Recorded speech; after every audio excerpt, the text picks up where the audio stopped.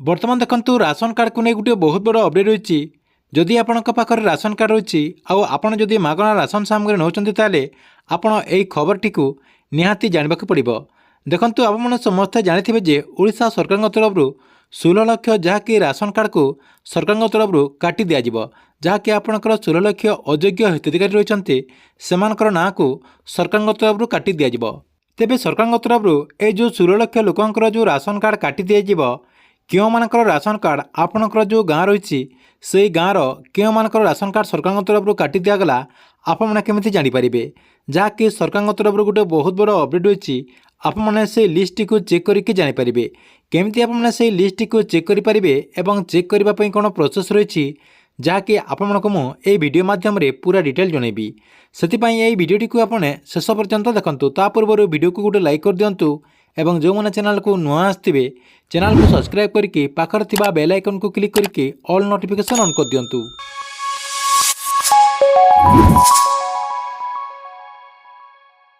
देखंतु आपने समस्ते जानते जे ओडिशा रे 16 लाख राशन कार्डधारी जहाँकि ओडिशार 16 लाख राशन कार्डधारी ना कटिଯିव जहाँकि सरकार तरफ 16 लाख लोकंर जो राशन कार्ड रही से राशन कार्डटी सरकार तरफ काटी दिज्व से जो ना रही समस्त ना को राज्य सरकार काटिदेवे। एने माननीय खाद्य जोगाण मंत्री जहाँकि विधानसभा सूचना देते या सहित से कहते जे ये जो 16 लाख लोक रही मुख्यतः एपणकर जो मैंने मृत्युवरण कर जो मानकर मृत्युवरण हो सारी तथापि से मैंने जहाँकि आपणकर जो राशन कार्ड रही से राशन कार्ड से ना रही सहित से राशन सामग्री जो परिवार लोक रही से ना राशन कार्ड नौ से सरकार तरफ जहाँकि ई केआसी प्रोसेस को आरंभ कर सहित बहुत सारा रिजन रही जहाँकि आपणकर जो राशन कार्ड रही से राशन कार्ड टी कटिଯିव कौन कौन रिजन रही जहाँकि आपको पूर्वर भी कही सारी जहाँकि यही चैनल माध्यम आउ गोटे वीडियो रही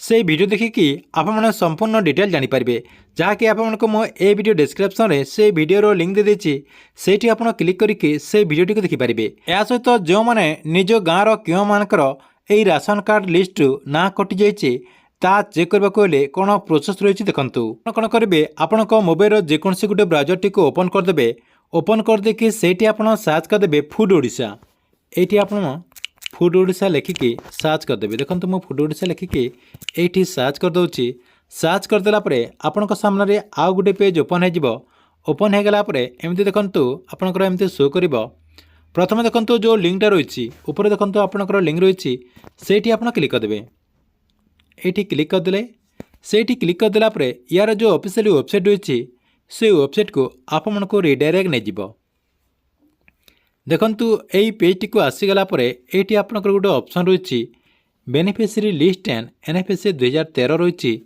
आपड़ कौन करेंगे ये क्लिक करदे से क्लिक करदेला आपण सामने आउ गोटे पेज ओपन हो जहाँकि आपंकर फास्ट देखो गोटे ऑप्शन रही एनएफएसए कार्ड एंड बेनिफिशियरी ये आप क्लिक करदे से क्लिक करदेला आपण सामने आउ गोटे पेज ओपन हो देखो आउ गोटे पेज ओपन हो गला ये आपणकर फास्ट रही डिस्ट्रिक्ट तापर रही आपणकर ब्लॉक रही तापर आपणकर एपीएस रही यही सब आपको फिलअप करने को पड़ो आपणकर डिस्ट्रिक्ट ब्लॉक एपीएस देदेवे।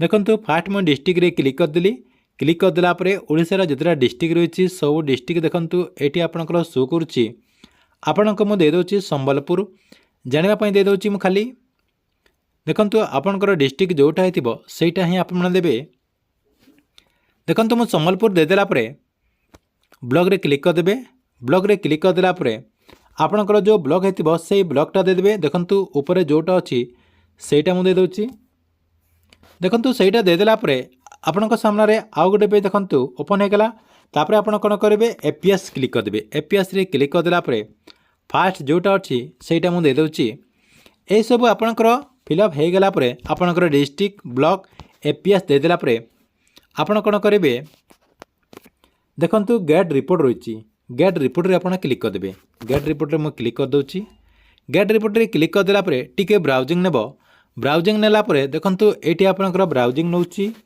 ब्राउजिंग है किसी आपको टाइम अपेक्षा करने को पड़ो। देखो आसीगला ଏଇଠି ଆପଣ ଦେଖିପାରୁଥିବେ ପୁରା ଲମ୍ବା ଲିଷ୍ଟ ରହିଛି ଆପଣଙ୍କର ପଞ୍ଚାୟତର ଯେତେ ଲୋକଙ୍କର ରାସନ କାର୍ଡ଼ ରହିଛି ସମସ୍ତଙ୍କର ଲିଷ୍ଟ ଆସିଯିବ। ଏଇଠି ଆପଣମାନେ ଆପଣଙ୍କର ନାଁ ଖୋଜିବେ।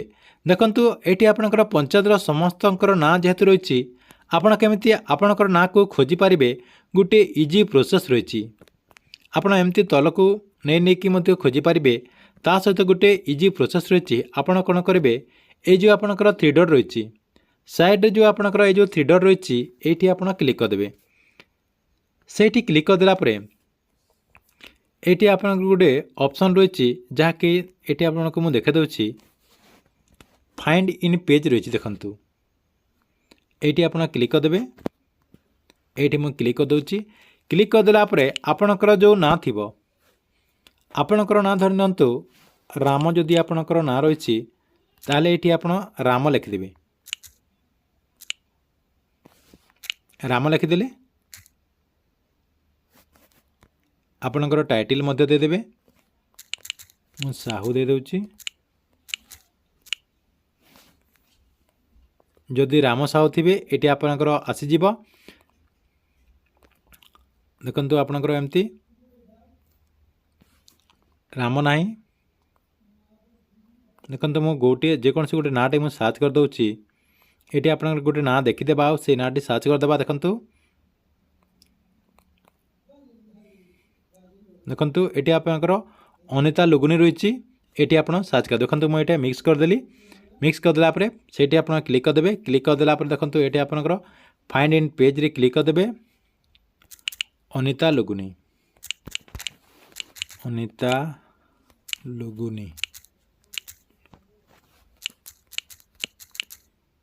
ଏମିତି ଆପଣଙ୍କର ସର୍ଚ୍ଚ କରିଦେବେ।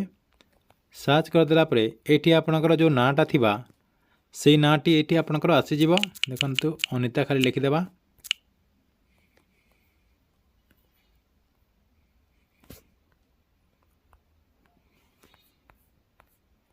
ଏଠି କ୍ଲିକ୍ କରିକି ଆପଣ ଏମିତି ସର୍ଚ୍ଚ କରିପାରିବେ। ଦେଖନ୍ତୁ ଏମିତି ଆପଣଙ୍କର ନାଁ ଆସିଯିବ। ନାଁ ଆସିଗଲା ପରେ ଆପଣଙ୍କର ନାଁ ଆପଣ ଏଠି ଖୋଜିପାରିବେ। ଦେଖନ୍ତୁ ଯଦି ଆପଣଙ୍କର ନାଁ ଏଠି କଟିଯାଇଛି ତାହେଲେ ଏଇଠି ଆପଣଙ୍କର ନାଁ ଶୋ କରିବନି। ତା ସହିତ ଆପଣଙ୍କର ଯେଉଁ ରାସନ କାର୍ଡ଼ ରହିଛି ସେଇ ରାସନ କାର୍ଡ଼ର ଯେଉଁ ନମ୍ବର ରହିଛି ଆପଣଙ୍କର ଯେଉଁ ବ୍ଲୁ କଲର୍ ଯେଉଁ ଆପଣ ଏଇଠି ଦେଖିପାରୁଥିବେ ଯେଉଁ ନମ୍ବରଟା ରହିଛି ସେ ନମ୍ବରରେ ଆପଣ କ୍ଲିକ୍ କରିଦେବେ। ସେଇଠି କ୍ଲିକ୍ କରିଦେଲା ପରେ ଦେଖନ୍ତୁ ଆପଣଙ୍କ ଘରେ ଯେତେ ଲୋକଙ୍କର ଯେଉଁ ରାସନ କାର୍ଡ଼ର ନାଁରେ ଆଡ଼୍ ରହିଛି, ଯଦି ଆପଣ ଏଠି ଜଣଙ୍କର ନାଁ ଯଦି କଟିଯାଇଛି ତାହେଲେ ସେ ଅଯୋଗ୍ୟ କିମ୍ବା ତାଙ୍କର ମୃତ୍ୟୁବରଣ ହୋଇଯାଇଛି। ଯଦି ତାଙ୍କ ନାଁରେ ଯଦି ଆପଣ ରାସନ ସାମଗ୍ରୀ ନେଉଛନ୍ତି ସେଥିପାଇଁ ସରକାରଙ୍କ ତରଫରୁ ଏଇ ନାଁଟି କଟିଯାଇଛି। ଏହା ସହିତ ଆପଣମାନେ ସମସ୍ତେ ଭାବୁଥିବେ ଯେ ଏଇ ଯେଉଁ ଲିଷ୍ଟଟା ରହିଛି ଏ ଲିଷ୍ଟଟା ପୁରୁଣା ଲିଷ୍ଟ ଖାଲି ଆପଣ ଦେଖାଉଛନ୍ତି। ଦେଖନ୍ତୁ ଏଇଠି ଆପଣମାନଙ୍କୁ ମୁଁ ପୂର୍ବରୁ ବି କହିସାରିଛି ଯେ ସରକାରଙ୍କ ତରଫରୁ ଇ-କ୍ୟାସି ପ୍ରୋସେସ୍ ଆରମ୍ଭ କରାଯାଉଛି। ଯାହାକି ଆପଣଙ୍କର ଇ-କ୍ୟାସି ପ୍ରୋସେସ୍ ଆରମ୍ଭ କରାଯାଉଛି। ଯେଉଁ ଜାଗାରେ ଇ-କ୍ୟାସି ପ୍ରୋସେସ୍ ହୋଇଯାଇଛି ସେଇଥିରେ ଆପଣଙ୍କର ଡାଟା ଏଇଠି ଆପଣଙ୍କର ଅପଡ଼େଟ୍ ହୋଇଯାଇଛି। ସେହି ପଞ୍ଚାୟତର କିମ୍ବା ସେହି ଡିଷ୍ଟ୍ରିକ୍ଟର ଖାଲି ଆପଣଙ୍କର ନୂଆ ଲିଷ୍ଟ ଆସିଛି ଯେଉଁ ଜାଗାରେ ହୋଇସାରିଛି। ଠିକ୍ ଅଛି, ଏହି ପ୍ରୋସେସ୍ରେ ଆପଣଙ୍କର ଯେଉଁ ଲିଷ୍ଟ ରହିଛି ଆପଣଙ୍କ ଗାଁର ଯେଉଁ ଲିଷ୍ଟ ରହିଛି ସେଇ ଲିଷ୍ଟଟିକୁ ଆପଣ ଚେକ୍ କରିପାରିବେ।